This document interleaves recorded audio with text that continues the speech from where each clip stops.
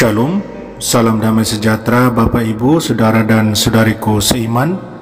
Senang berjumpa kembali dengan Anda dalam permenungan harian Sabda Tuhan, Embun Sabda, Senin 6 Februari 2023, pada peringatan wajib Santo Paulus Miki dan kawan-kawan martir. Saudara dan saudariku, semoga Anda sehat, tetap semangat, tetap tersenyum, dan tetap berpengharapan pada Tuhan kita Yesus Kristus. Anda selalu dalam lindungan kasih Tuhan. Untuk saudara dan saudariku yang sakit, sedang dalam masalah, saya berdoa dalam nama Tuhan Yesus, Anda sembuh. Segala permasalahan Anda, Tuhan sendiri yang angkat. Percayalah. Saudara dan saudariku, hari ini saya ajak Anda untuk merenungkan bacaan Injil dari Injil Markus bab 6 ayat 53 sampai 56. Anda silakan membukanya dan kemudian membacanya dari kitab suci Anda. Mari sebelum kita merenungkan firman Tuhan, kita berdoa. Allah Bapa dalam surga, terima kasih untuk hari yang baru. Terima kasih untuk segala rahmat yang sudah kami terima, istirahat yang menyenangkan. Kau sudah bangunkan kami pagi hari ini. Kami mohon bukalah pikiran hati kami, agar kami boleh mendengarkan, kami boleh membaca, mengerti, memahami firman-Mu buat kami hari ini. Dan bantulah kami agar kami boleh menjalaninya sesuai dengan kehendak-Mu. Terima kasih Tuhan. Kami mohon dengan perantaran Kristus Tuhan kami. Amin. Saudara dan saudariku yang terkasih, jamah jubahnya saja, bahkan hanya jumbai, pasti sembuh. Saudara dan saudariku yang terkasih dalam Kristus, ada seorang Romo pernah men-sharingkan bahwa dia sering diminta bantuan untuk mendoakan orang sakit. Dan ketika orang yang sakit itu sembuh, yang didoakan itu sembuh, keluarga yang meminta doa akan datang dan mengucapkan terima kasih. Dan bahkan berulang-ulang, saking sukacitanya mereka, saking bahagianya mereka, karena keluarga mereka yang sakit sembuh. Romo tersebut hanya mengingatkan, menjawab ucapan terima kasih keluarga yang berulang-ulang. Dia katakan, jangan terima kasih ke saya, terima kasihlah pada Tuhan Yesus. Kita sudah sama-sama menyentuh jumbai jubahnya dan dia sudah memberi kesembuhan, maka kita ucap terima kasih padanya. Ya, saudara dan saudariku, benar, Tuhanlah yang harus dapat kemuliaan. Tuhanlah yang harus dapat pujian, ucapan syukur kita.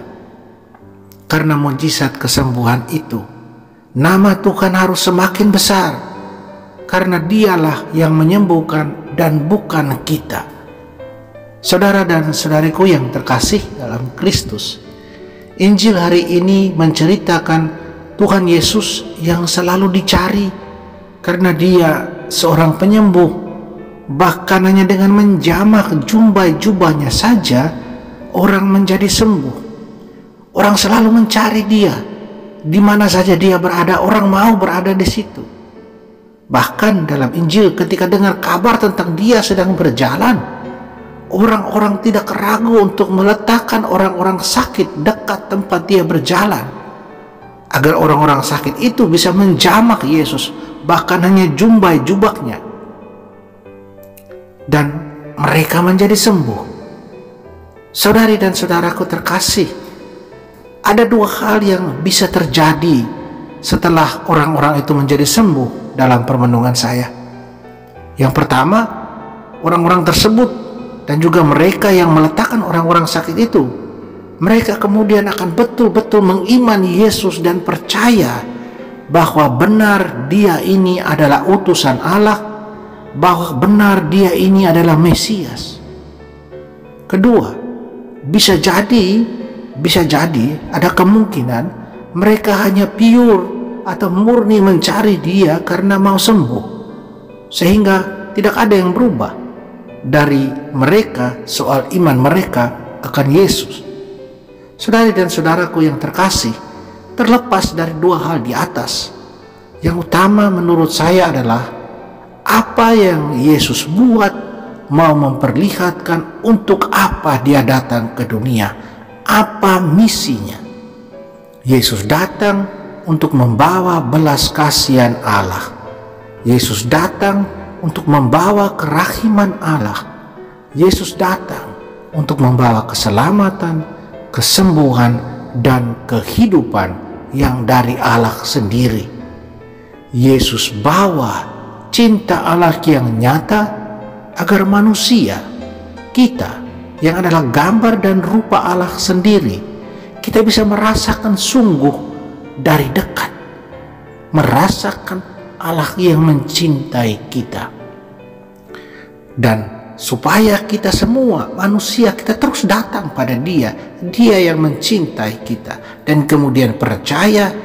Dan bukan hanya di situ, kita percaya dan kemudian kita menjadi pembawa dan pembagi cinta yang sama yang dari Allah itu dengan sesama kita, walaupun mungkin dalam level yang lebih kecil dan bukan dengan mujizat-mujizat besar seperti yang dibuat oleh Yesus. Kita bisa menolong orang, berbagi senyuman, berbagi kata-kata penguatan, berbagi kata-kata pengharapan. Mujizat-mujizat kecil terjadi ketika kita mau menemani orang yang menderita, ketika kita mau berbagi, ketika kita mau memberikan senyum, memberikan sapaan. Kekuatan dari Tuhan sendiri kita bagi buat orang lain. Saudari dan saudaraku yang terkasih dalam Kristus, pesan Injil buat kita jelas. Yang pertama, datang pada Yesus, jangan ragu datang padanya. Datang padanya dengan iman. Biarkanlah kehendak dan karya Allah berkarya dan terjadi, bukan kehendak kita. Penyerahan total pada Allah. Yang lain, kedua, muliakanlah Allah lewat perbuatan perkataan kita. Segala berkat datang dari Allah. Syukurilah. Biarkanlah kita juga terus menjadi berkat buat orang lain. Nama Allah semakin dipermuliakan. Sanggupkah kita? Maukah kita turut berpartisipasi dalam karya keselamatan Allah? Semoga. Amin. Mari kita berdoa. Tuhan Yesus Kristus, terima kasih untuk pesan-Mu hari ini. Terima kasih untuk sabda kasih-Mu buat kami hari ini. Bantulah kami untuk terus setia datang kepadamu, mendengarkan sabda-Mu, dan mengamalkannya, menjadi pembawa-pembawa berkat-Mu bagi sesama di sekitar kami. Tolong kami, bantulah kami. Amin. Mari kita mohon berkat Tuhan bersamamu dan bersama roh-Mu. Semoga kita semua yang kita kasih, segala usaha, karya, dan rencana kita dilindungi, dibimbing, dan diberkati Allah yang Maha Kuasa, Bapa dan Putra dan Roh Kudus. Amin. Saudara dan saudariku, jalanilah hari ini dengan senyummu dan nikmatilah pemberian Tuhan. Bagikanlah itu. Salam dari Sofer di Surabaya.